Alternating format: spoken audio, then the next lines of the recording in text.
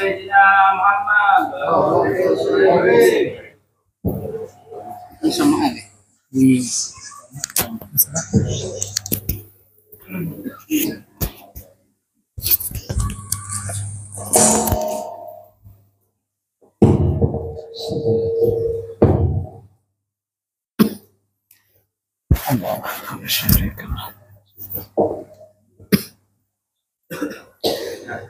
Assalamualaikum warahmatullahi wabarakatuh. Alhamdulillahilladzi an'amana bi ni'matil iman wal islam. Wassalatu wassalamu ala sayyidina Muhammadin khairil anam wa ala alihi wa sahbihi kiram. Rabbi shrah li sadri wa yassir li amri wa sallallahu alaihi wasallam ajaban li amril mu'min inna amrahu kullahu khair wa laysa dzalika li ahadin illa lil mu'min in asabathu sarra syakara fa kana khairan lahu wa in asabathu dharra sabara fa kana khairan lahu. Sadaqallahul azim.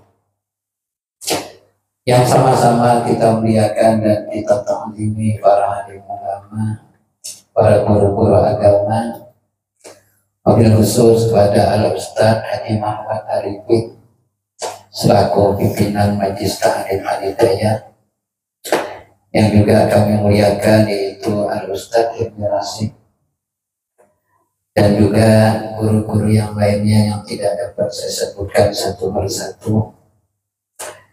Yang juga saya hormati Bapak RW, Bapak RT, wabil khusus kepada panitia peringatan Maulidnya Rasulullah Sallallahu Alaihi Wasallam, dan juga bapak-bapak, ibu-ibu kaum muslimin dan muslimat rahimakumullah. Alhamdulillah, sampai malam yang ke-17 daripada bulan Rabiul Awal ini kita masih diberikan Allah kesehatan, kita masih diberikan Allah kesempatan wa ala ali sayyidina Muhammad.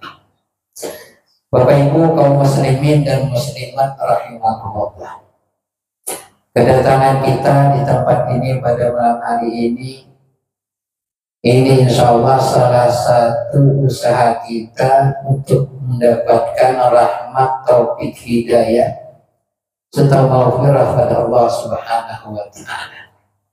Dan juga insya Allah kita akan mendapat syafaat Rasulullah Sallallahu Alaihi Wasallam. Karena saya teringat Bapak Ibu dengan perkataan daripada Imam Jalaluddin As-Suyuti rahimahullah ta'ala. Kata beliau, ma min baitin aw masjidin aw mahallatin quri'a fihi maulidun Nabi sallallahu alaihi wasallam illa habbatil malaikatu bi ahli dzalikal makan wa ammahumullahu birrahmah. Kata Imam Jalaluddin As-Suyuti rahimahullahu ta'ala, tidak ada satu rumah jua pun, tidak ada satu masjid jua pun, dan tidak ada suatu tempat di mana jua pun, di mana di tempat itu diperingati, dibacakan maulidnya Rasulullah Sallallahu Alaihi Wasallam. Di tempat itu diceritakan sejarah kelahiran dan perjuangan Rasulullah Sallallahu Alaihi Wasallam. Illa habbatil malaikatu bi ahli dzalikal makan, melainkan para malaikat juga ikut turun di tempat tersebut. Tapi panitia jangan khawatir, malaikat datang ke sini insya Allah kada mengurangi jatah nasi kita. Malaikat turun beserta kita di tempat ini. Pertama, malaikat beristighfar memintakan ampun bagi orang yang hadir di tempat peringatan maulid tersebut. Malaikat di tempat situ yang kedua mendoakan kebaikan-kebaikan bagi orang yang hadir di tempat peringatan maulid tersebut. wa ammahumullahu birrahmah, dan Allah akan mencurahkan secara umum rahmat kasih sayangnya kepada orang yang hadir di tempat peringatan maulidnya Rasulullah Sallallahu Alaihi Wasallam. Makanya Bapak Ibu, ketika kita hadir di peringatan maulid seperti ini, pasang niat, pasang doa kita. Insya Allah salah satu niat dan doa yang mustajabah, doa ataupun niat yang kita panjatkan ketika mengagungkan kelahiran Rasulullah Sallallahu Alaihi Wasallam. Karena Bapak Ibu, sesuatu yang mulia, apapun yang ada hubungannya dengan yang mulia, insya melihat orang-orang ini entah apanya digawe gak tahu. Pada suatu hari penasaran, boleh sembahyang 4 sehingga ternyata orang besaung hayang. Besaung hayang itu baik kada Pak? Baik kada Pak besaung hayang? Apa juga taruh duit? Entah kenapa suatu hari kepingin singgah melihat orang, ternyata orang besaung hayang. Nasib kebetulan dia melihat datang polisi. Yang tangkap polisi bukan yang besaung aja, yang nonton bawahnya juga. Jadi apapun ada hubungannya yang kada baik, insya Allah juga tidak akan mendapatkan kebaikan. Kita mengetahui Rasulullah Sallallahu Alaihi Wasallam adalah makhluk Allah yang paling mulia, baik di dunia lebih-lebih lagi di akhirat nanti. Yang artinya apapun yang ada hubungannya dengan Rasulullah, insya Allah akan mendapatkan kebaikan dan kemuliaan. Coba kita lihat Bapak Ibu, di antara para malaikat itu ada yang digelar Sayyidul Malaikah, yakni adalah malaikat Jibril alaihissalam, yang artinya di antara para malaikat yang paling mulia adalah malaikat Jibril alaihissalam. Kenapa Pak? Karena malaikat Jibril ada hubungannya dengan makhluk Allah yang mulia, yakni malaikat Jibril menyampaikan wahyu kepada Rasulullah Sallallahu Alaihi Wasallam. Juga kita lihat di antara kitab-kitab yang Allah turunkan, kitab Taurat, kitab Injil, kitab Zabur, dan kitab suci Al-Quran. Yang paling mulia di antara kitab yang diturunkan itu adalah kitab suci Al-Quran. Kenapa? Karena Al-Quran diturunkan kepada makhluk Allah yang mulia, yakni Nabi kita Muhammad Sallallahu Alaihi Wasallam. Begitu juga kita Bapak Ibu, kita ini umat yang paling mulia di antara umat-umat Rasul yang lainnya. Kenapa? Karena kita adalah umat Rasulullah Sallallahu Alaihi Wasallam. Begitu juga malam hari ini kita memperingati makhluk Allah yang paling mulia. Insya Allah kita akan mendapatkan kebaikan dan kemuliaan daripada Allah Subhanahu wa Ta'ala. Dan juga Bapak Ibu, ada perkataan daripada Imam Asy'ari As-Sikati rahimahullah ta'ala. Kata beliau, man qasada mawdi'an yuqra'u fihi maulidun Nabi Sallallahu Alaihi Wasallam faqad qasada raudatan min riyadil jannah. Siapa yang datang kepada suatu tempat di mana di tempat itu diperingati, dibacakan sejarah peringatan kelahiran Rasulullah Sallallahu Alaihi Wasallam, faqad qasada raudatan min riyadil jannah. Sungguh orang tersebut telah datang, telah hadir salah satu taman surganya Allah Subhanahu wa Ta'ala. Ya, artinya Bapak Ibu, kita hadir di tempat ini, insya Allah ini salah satu tiket kita untuk masuk surga kepada Allah Subhanahu wa Ta'ala nantinya. Kenapa? Karena kata beliau, ma qasada dzalikal maudi illa li mahabbati Rasulillah Sallallahu Alaihi Wasallam. Karena orang tersebut tidak akan datang ke tempat yang diperingati, dibacakan sejarah kelahiran dan perjuangan Rasulullah Sallallahu Alaihi Wasallam, illa li mahabbati Rasulillah sallallahu alaihi wasallam, melainkan atas dasar cinta kepada Rasulullah sallallahu alaihi wasallam.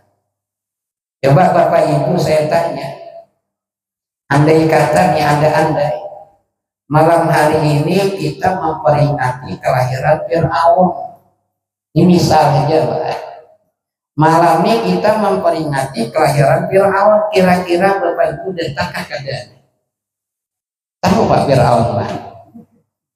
Tahu kamu yang ini Fir'aun? Ada tahu?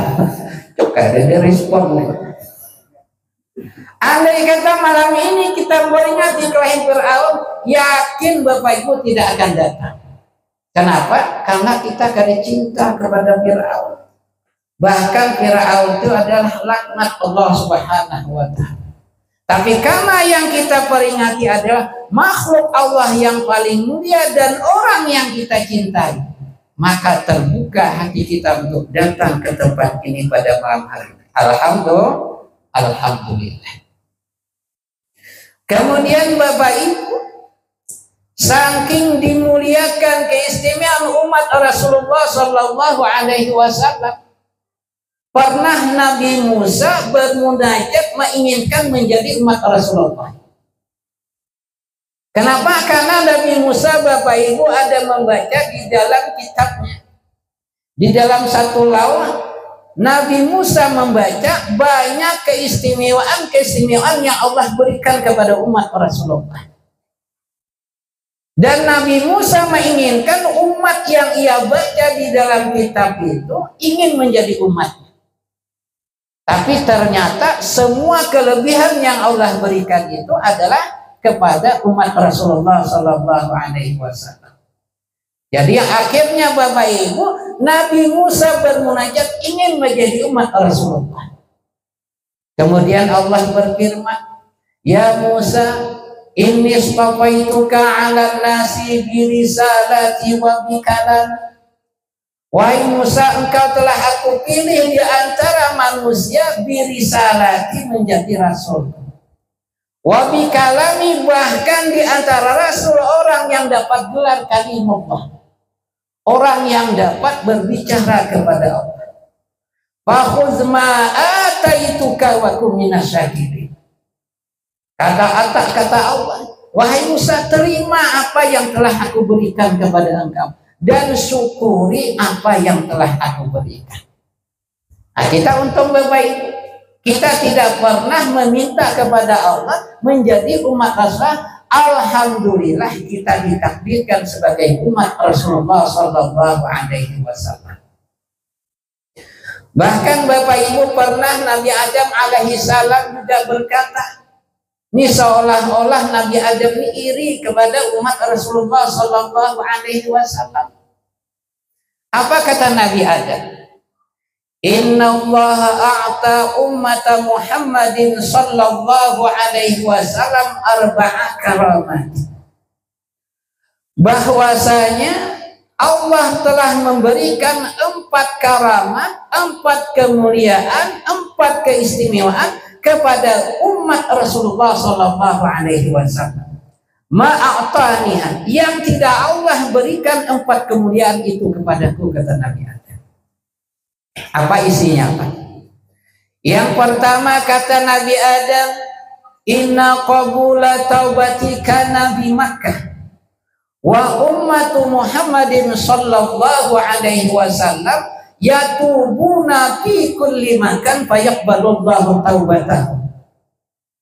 Kata Nabi Adam Pak, bahwasanya taubatku diterima Allah ketika berada di tanah Makkah.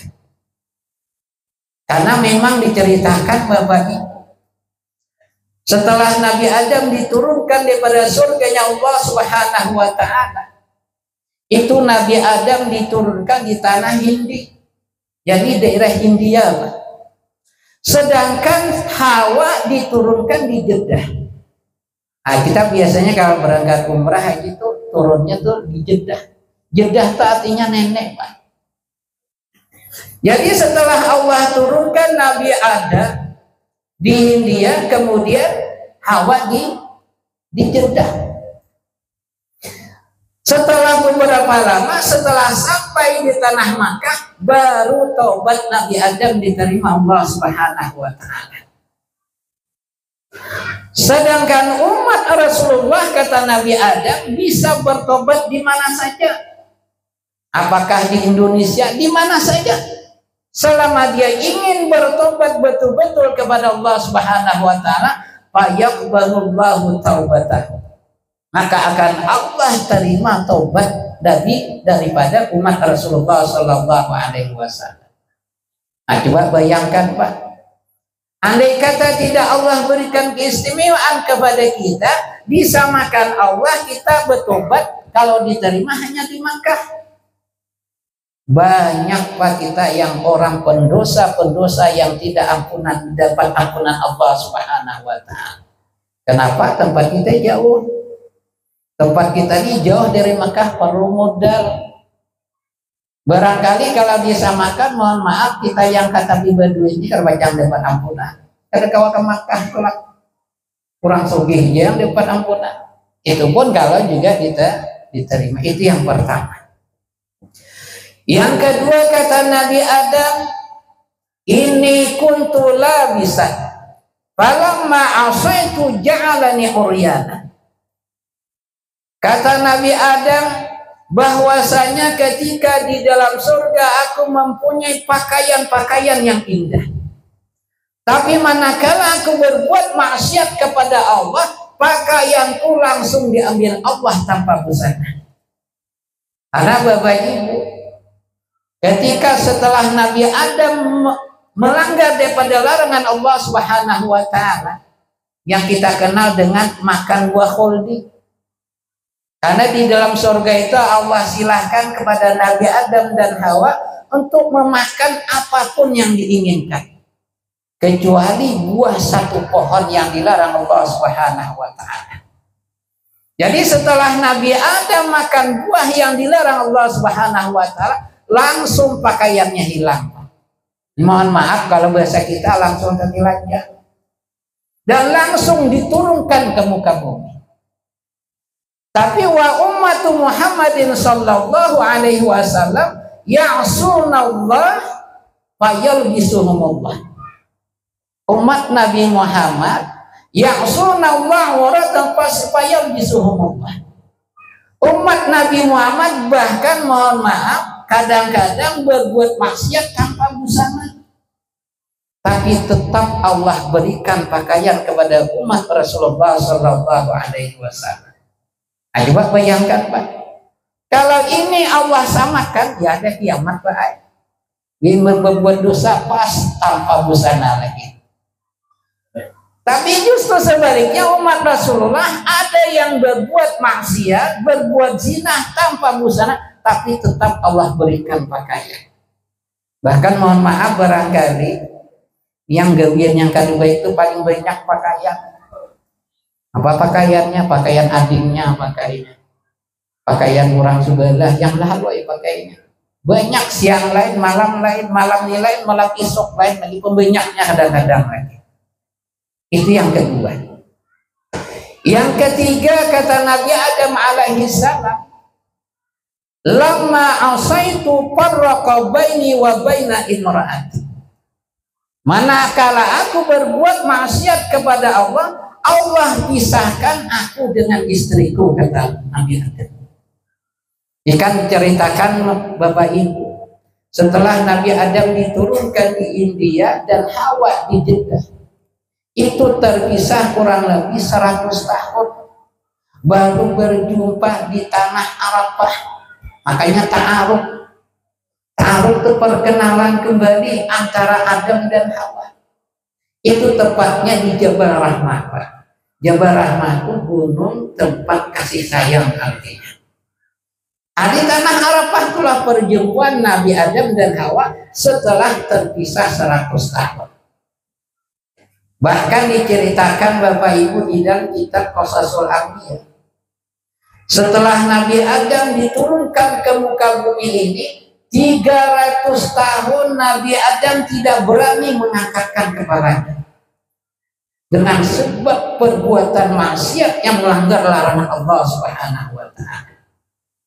Coba Coba Pak, kalau bandingkan kita bukan satu lagi dosa, barangkali dah beratus beribu dosa, tapi kita masih berani menegakkan kepala kita.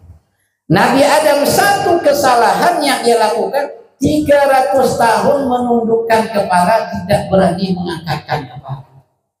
Itu saking malunya kepada Allah Subhanahu wa Ta'ala. Dan diriwayatkan dari Ibnu Abbas, bahkan Nabi Adam dan Hawa menangis selama 200 tahun. Kita suahkan nangis Pak, berbuat maksiat kita. Nabi Adam 200 tahun menangis, bahkan 40 tahun kedenyaman makan dan minum. Kita buat maksiat tambah kencang makan lagi. Nah, jadi kata Nabi Adam, setelah aku berbuat maksiat, langsung Allah pisahkan aku dengan istriku. Wa ummatu Muhammadin sallallahu alaihi wasallam ya'sunallah wa lam yufarriqu bainahum wa baina azwajihim. Sedangkan umat Rasulullah, dia berbuat maksiat, tidak Allah pisahkan antara dia dan istri-istrinya. Bahkan mohon maaf, kadang-kadang ada yang kompak maksiat suami istri, tertangkap kedua-duanya rupanya suami istri, kompak berbuat maksiat, tidak Allah pisahkan. Ini juga keistimewaan yang Allah berikan kepada umat Rasulullah Sallallahu Alaihi Wasallam. Kemudian yang keempat, kata Nabi Adam, inni asaitu fil jannah fa akhrajani minha. Kata Nabi Adam, awalnya aku di dalam surga, dengan sebab berbuat maksiat kepada Allah, Allah keluarkan aku dari surga. Wa ummatu Muhammadin sallallahu alaihi wasallam ya'sunallaha kharijal jannah wa yadkhulunaha bitawbah. Sedangkan umat Nabi Muhammad sallallahu alaihi wasallam, dia berbuat maksiat di luar surga, jadi kita di dunia.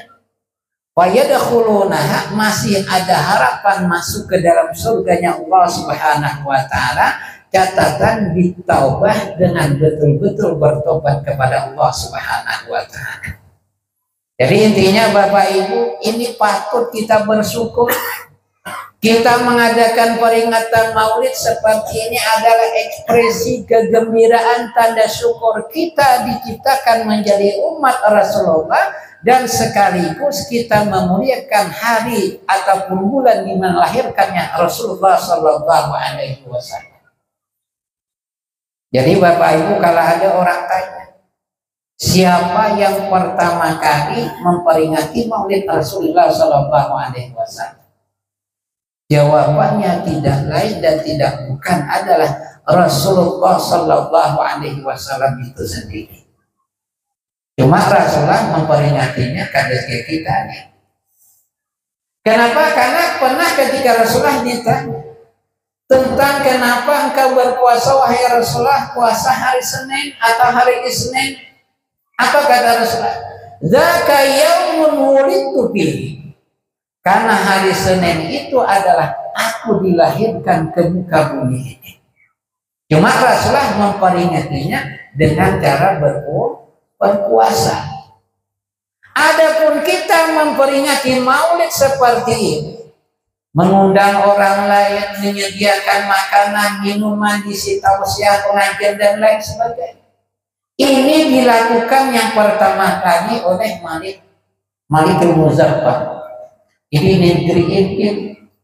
Pada ketika itu Bapak Ibu, Raja Malik Muzaffar melihat keadaan umat Islam sudah jauh banyak lari daripada ajaran agama Islam, sehingga beliau mengadakan peringatan persis seperti kita ini, tapi modalnya lebih kenal lagi. Diceritakan di dalam kitab Tamhidul Ghafil, di dalam kitab Ya'anatul Talib, Malik Muzaffar pada ketika itu menyediakan makanan berupa 5 ekor kambing, 5.000 kambing dalam acara wasawahu, yang mana 5.000 kambing itu semuanya dibakar. Bahasa kita guling apa? Kambing guling yang dibakar 5.000 ekor. Pedagang pangan berapa kali 2 juta aja, kali 5.000. Kemudian ayamnya 10.000 ekor. Itu ayamnya. Dan diceritakan piring yang berisi manisan itu sebanyak 30.000. Kemudian mangkok yang berisi makanan itu 100.000. Itu pada ketika itu. Jadi yang kita memperingati maulid yang seperti ini, kita ittiba mengikut pada Malik bin Zaffar. Jadi artinya Bapak Ibu, kita memperingati maulidnya Rasulullah, ekspresi kegembiraan kita boleh kita melakukan apa saja, catatan itu selama nilai ibadah di sisi Allah Subhanahu wa Ta'ala. Ini sering Bapak lihat, saya lihat di YouTube. Ini yang paling sering istimewa peringatan maulid daerah Madura, Jawa Timur. Itu ekspresi kegembiraannya, semua tamu yang hadir mendapat bingkisan. Dapat bingkisan pakai keranjang isi buah-buahan dan lain sebagainya, kadang-kadang isi duit 100.000. Tapi itu biasanya di rumah-rumah, kalau di masjid gak sanggup juga Pak, kebanyakan orang. Itu adat tuh, kebiasaan. Itu sudah bagus. Kenapa? Ekspresi tanda syukur, tanda gembira kita dilahirkannya junjungan kita Nabi besar Muhammad Sallallahu Alaihi Wasallam. Jadi boleh ya Pak, kayak apa ekspresinya bulan Maulid? Kapan perlu yang ada bertoko diskonkan di bulan Maulid? Tujuannya memuliakan kelahiran Rasulullah Sallallahu Alaihi Wasallam. Ini kapan perlu kalau kita mengadakan di rumah, yang hadir itu ketika marhaban 100.000 surat. Insya Allah ramai orangnya letak. Ini kenapa aku sok di dalam nih malamnya? Di luar ada kursi ya, biasanya kursi itu begini. Coba kita lihat Pak sejarah. Abu Lahab itu orang kafir kah orang beriman Pak? Abu Lahab orang kafir. Bagaimana ekspresi kegembiraannya ketika dikhabarkan dilahirkannya Rasulullah Sallallahu Alaihi Wasallam. Itu bubuhan warna kita. Jadi ketika Suhaibah mengkhabarkan kepada Abu Lahab bahwasanya lahir Rasulullah Sallallahu Alaihi Wasallam, ekspresinya spontan Pak, engkau aku bebaskan jadi seorang budak. Nah coba, budak Pak bukan harganya kayak kambing Pak, harganya bukan kayak lembu. Barangkali kalau kita ibaratkan harga budak mungkin lah kalau sekarang ini mungkin sampai 50 juta. Orang kafir Pak, ekspresi gembiranya langsung dibebaskan tanpa syarat karena menghabarkan lahirnya Rasulullah Sallallahu Alaihi Wasallam. Itu makanya Bapak Ibu, walaupun orang kafir masih dapat manfaatnya. Kenapa? Karena Abu Lahab diberikan Allah keringan siksa setiap hari Senin pada hari dilahirkannya Rasulullah Sallallahu Alaihi Wasallam. Itu makanya Bapak Ibu, saya juga ada dapat amalan dari guru kami supaya anak kita menjadi anak yang soleh, anak yang taat. Usahakan setiap hari dilahirkannya Rasulullah Sallallahu Alaihi Wasallam puasa pada hari itu. Ikutannya puasa. Maka anaknya suruh dekotnya puasa. Abahnya, mamanya puasa pada 12 Rabiul Awal. Niatkan mudah-mudahan anak ini ittiba akhlaknya kepaman dengan Rasulullah Sallallahu Alaihi Wasallam. Lebih baik lagi Bapak Ibu, kita tambahi lagi dengan sedekah semampunya. Nah, kapan perlu baik lagi adakan acara maulid. Nah, ketika marhaban, semampunya beri. Kadang mampu juga, alhamdulillah insya Allah ada makanan. Itu amalan diantaranya. Kemudian lagi ada amalan. Ini supaya anak kita menjadi anak yang soleh yang alim. Ini daripada amanat Tuan Guru Muhammad Hasan Al-Bajari. Kata beliau, ada perempuan yang dinyatakan positif hamil, belum kenal lagi, dia periksa nih hamil. Apa amalannya? Bacakan surah Al-Alaq ayat 1 sampai ayat 5. Yang bacakan begini itu juga yang hamil. Iqra bismi rabbikal ladzi khalaq, khalaqal insana min 'alaq, Iqra wa rabbukal akram alladzi 'allama bil qalam 'allamal insana ma lam ya'lam. Tiupkan sapu untuk pusatnya sampai ke bawah. Baca bagus 3 kali. Apa ada yang hamil pulang ini yang tutup hari kada lagi loh boleh. Dan talimpuan yang cucu yang apa. Jadi kalau setelah periksa positif hamil bacakan insyaallah. Dan ada lagi amalan dari Tuan Guru ini dari Jawa Pak. Tuan Guru itu kebetulan istrinya 4. Pada ketika beliau meninggal anaknya Pak 57 orang. Ini kami diceritakan daripada ayah Banjar Pak. Jadi anak beliau yang 57 itu semuanya sukses Pak. Ada yang alim jadi pejabat tapi pejabat yang baik yang taat. Apa amalannya? Jadi beliau setelah anak dilahirkan, ini kalau amalan di dalam kitab Pak.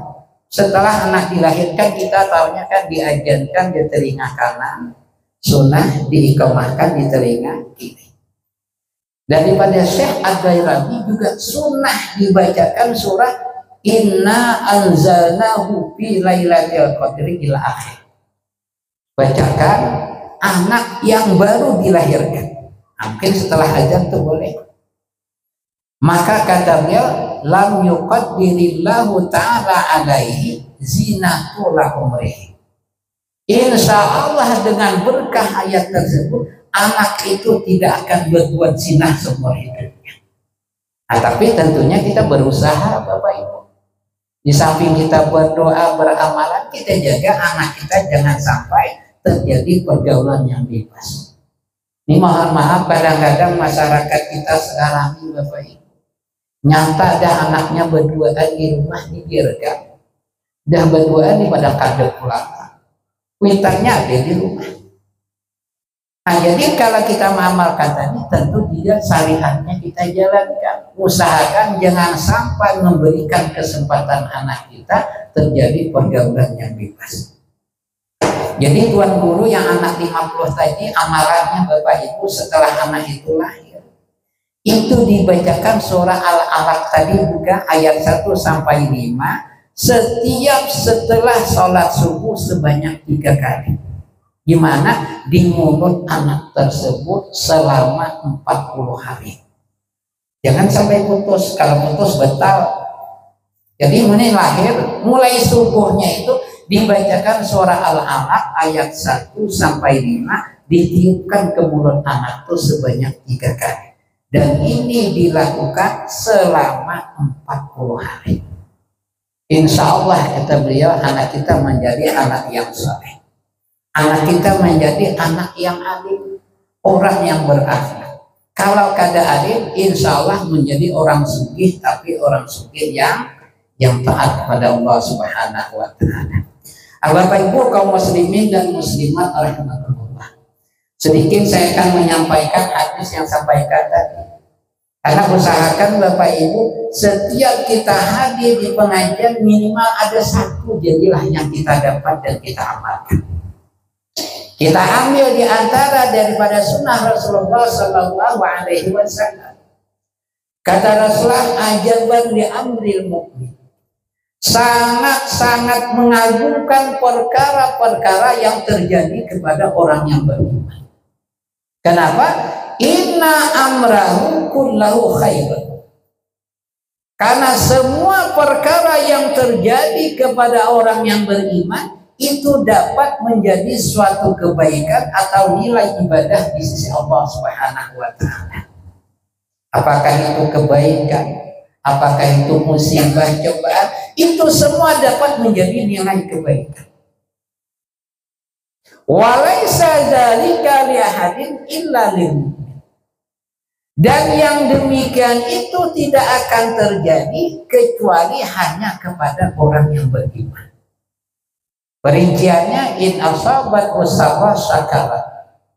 Orang yang beriman apabila mendapat kemudahan, mendapatkan kebaikan ataupun mendapatkan nikmat kepada Allah Subhanahu wa Ta'ala, syakara kemudian dia bersyukur. Fakana khairallah, maka syukur itu menjadi kebaikan bagi orang tersebut. Maka syukur itu menjadi nilai ibadah di sisi Allah Subhanahu wa Ta'ala. Cuma kadang-kadang Bapak Ibu, kita tidak paham yang bersyukur itu yang bagaimana. Kadang kita mulut mengucapkan alhamdulillah, tapi mohon maaf kadang-kadang justru perbuatan kita bertolak belakang dengan alhamdulillah. Justru kita berbuat maksiat kepada Allah Subhanahu wa Ta'ala. Coba kita lihat Bapak Ibu, pada ketika 17 Agustus itu kan kita memperingati hari kemerdekaan Indonesia. Itu tujuannya tidak lain, pertama adalah mengenang jasa-jasa pahlawan kita, sekaligus tanda syukur kita dianugerahkan Allah kemerdekaan rakyat Indonesia. Coba lihat, artinya 17 Agustus itu tanda syukur kita Bapak Ibu.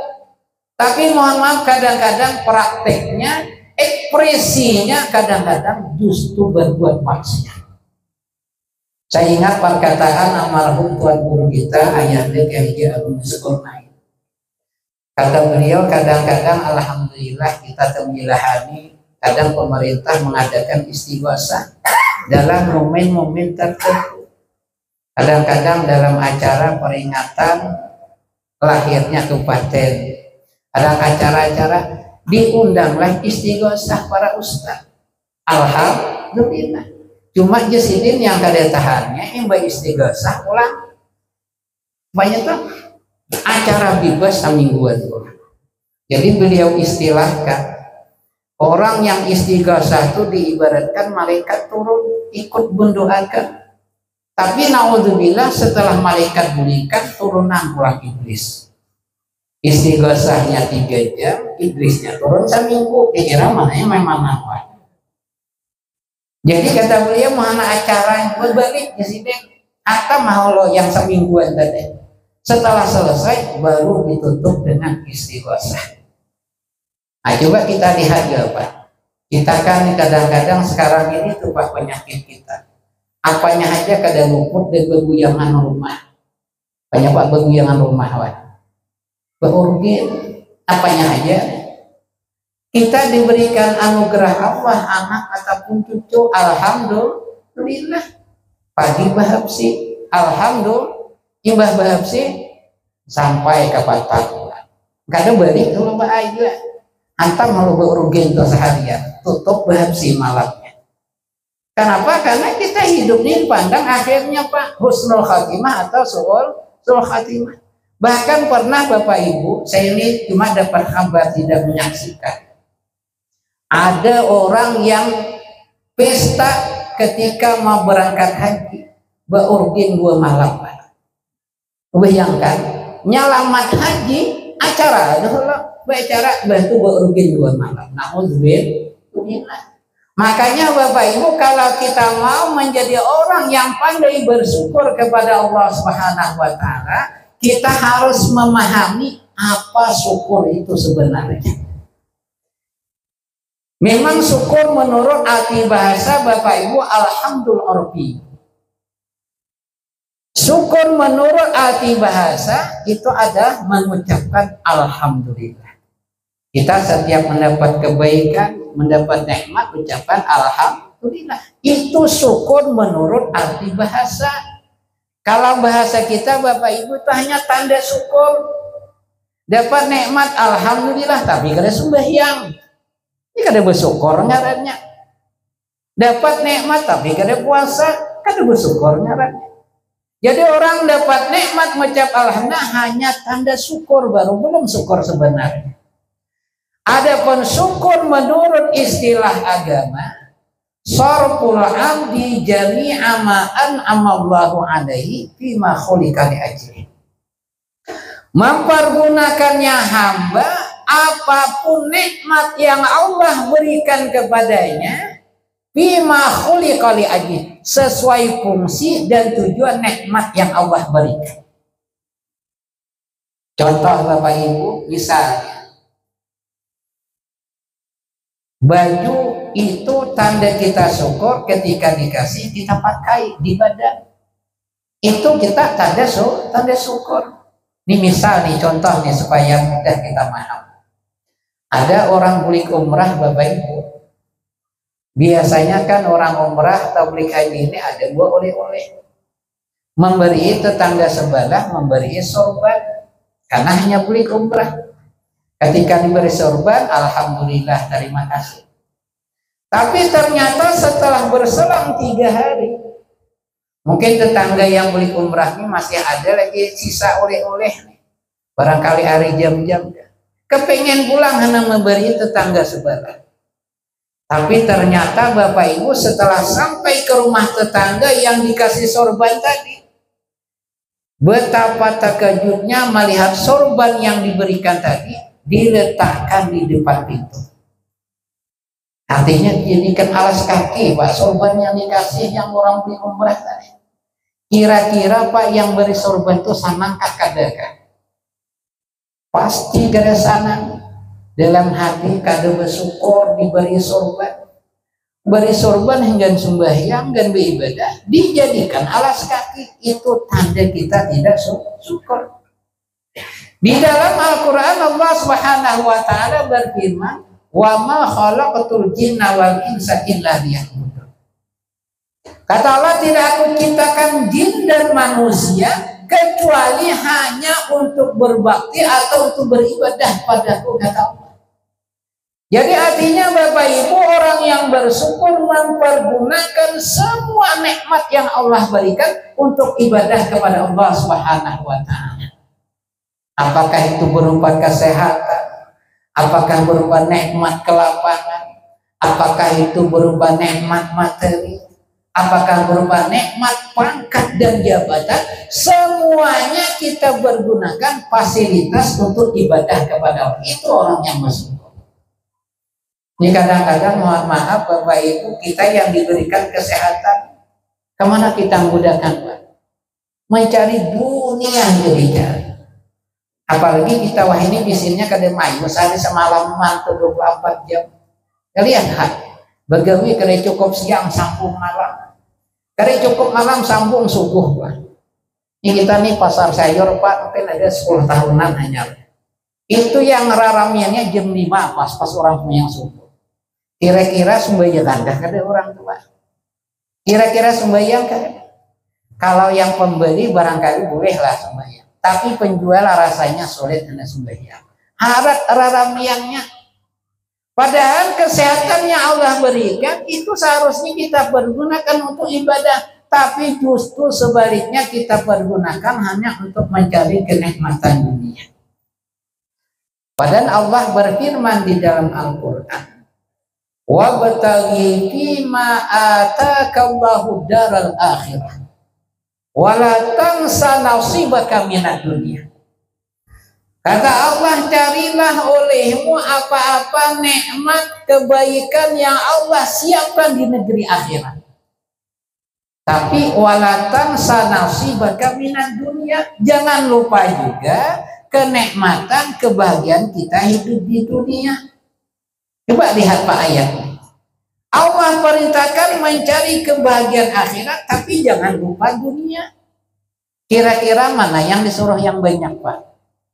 Cari dunia kah yang disuruh dibanyaki, mencari akhirat? Atau gini contoh Pak, ini contoh pelan. Kami pengajian karena Pak supaya mudah paham.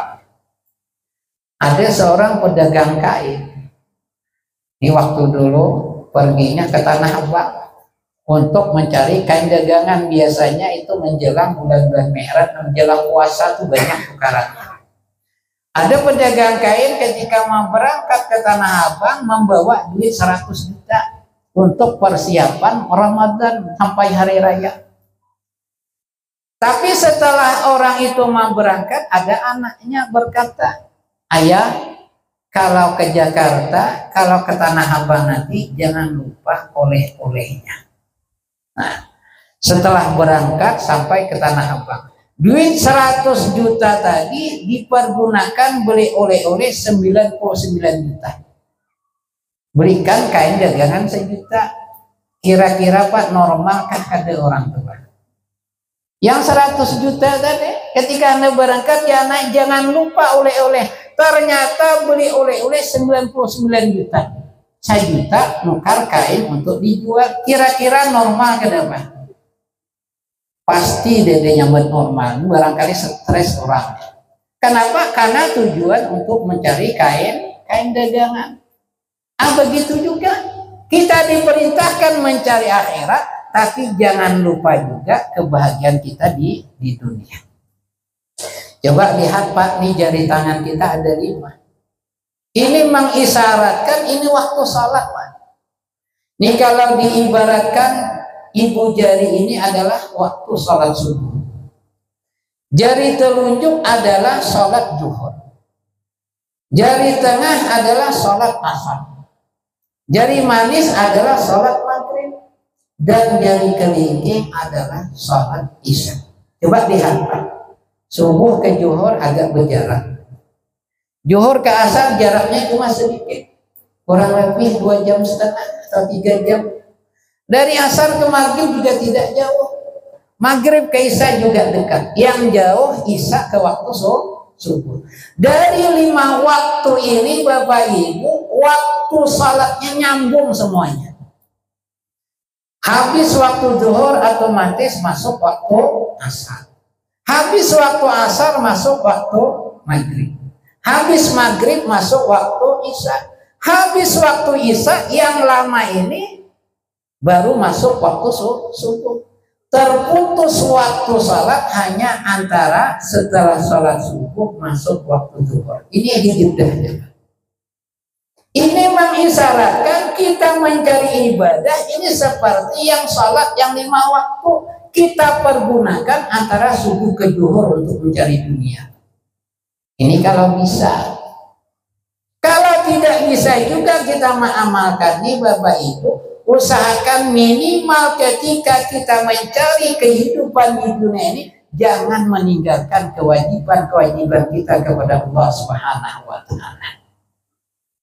Dan juga kita orang yang beriman, Bapak Ibu, kita yakin ketika kita dilahirkan ke dunia ini kita sudah taken kontrak Pak.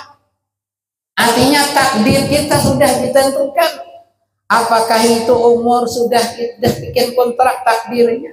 Rezekinya, jodohnya, meninggalnya di mana sudah ditentukan Pak. Kita hanya menjalani aja lagi. Yang artinya secara ilmu tauhidnya di dalam usaha yang kita kerjakan di dunia ini tidak akan menambah dan mengurangi takdir rezeki yang telah Allah tentukan. Saya ulang Pak. Usaha dunia tidak akan menambah takdir rezeki, tidak akan mengurang takdir rezeki yang Allah takdirkan kepada kita. Artinya bagaimanapun usaha kita, kalau memang catatan takdirnya miskin tuh Bang, dia mana? Kadang begawi siang sambung malam, kali cukup sambung masuk, masih rumah menyiwa, masih hundanya buruk lagi. Coba lihat, kadang orang tuh seolah-olah santai begawi ketika waktu zuhur sampai sembahyang zuhur. Waktu asar masuk sembahyang asar, ketika hendak senja buli ke rumah berkumpul anak istri keluarga. Tapi kadang-kadang rezekinya melebihi apa yang ia inginkan. Itu menandakan rezeki Allah yang mengaturnya Pak. Coba kita lihat juga Pak. Ini supaya mudah lagi. Ini misalnya andai kata takdir rezeki daging yang Allah berikan kepada kita sudah ada ukurannya Pak. Misalnya si A ini ditakdirkan nih makan daging selama di dunia nih sepikul. Banyak banyak sepikul makan daging 100 kilo. Tapi karena orang ini hidupnya lahirnya daripada orang yang berada, orang sugih. Mulai lagi ke kanak karap dan makan daging. Kadang orang tuanya nih di 3 hari nukar daging berduit Pak. Ini orang sugih kisahnya. Setelah umur 50 tahun orang ini dihitung-hitung dijumlahkan makan daging 99 kilo 9 mata. Umur 50 sudah. Orang sugih Pak. Jadi semata juga jatahnya lagi nih. Nah semata ini udah tahu, udah periksa ke dokter tensi tinggi sudah dilarang dokter dia lagi makan daging. Entah kenapa pada suatu hari hendak makan daging hendak bengat. Kebetulan di orang aroh di rumah sariki bini. Kurang aroh nih marasai kada dijud bini nih melihat bayang makan sama tatu habis jatah innalillahi wa inna ilaihi raji'un. Takdirnya kata kawan gitu tambah. Yang penyakit gula gitu juga Pak. Yang lebih menyakitkan lagi Bapak Ibu, takdir makan dagingnya habis sudah tapi orangnya masih hidup. Tolak orang aroh manciling dari lagi melihat daging doni jepai. Orang rami makan daging bahwa korban kedua ini masih hidup lagi. Rezekinya banyak tapi rezeki makanan minuman sudah dikurangi Allah Subhanahu wa taala. Nah, jadi artinya Bapak Ibu, tanda syukur kita itu adalah mempergunakan apapun nikmat yang Allah berikan kepada kita, fasilitas untuk ibadah kepada Allah Subhanahu wa taala. Ini seperti anak Pak yang dititipkan kepada kita oleh Allah Subhanahu wa taala. Ini wajib kita jaga, wajib kita didik anak kita Bapak Ibu. Dan kebanyakan Bapak Ibu, anak itu tumbuh bagaimana situasi dan kondisi keluarganya. Kalau orang tuanya baik, ibunya baik, insya Allah anaknya tumbuh juga menjadi orang yang baik. Kenapa? Karena secara umum anak itu Bapak Ibu tumbuh daripada situasi dan kondisi keluarga. Ada Bapak Ibu, ini ketika guru TK menanya cita-cita anak-anak TK, ada yang ditanya 3 orang. Yang pertama ditanya seorang perempuan, yang perempuan itu ditumbuh di keluarga yang disiplin, orang yang berada. Ketika ditanya apa keinginannya, anak tersebut cita-citanya ingin menjadi seorang dokter. Kemudian nanti kalau dia kaya ingin membuat rumah sebesar-besarnya supaya bisa nampung keluarga dan saudaranya. Kemudian nanti punya mobil dan lain sebagainya untuk menyenangkan suami dan anaknya.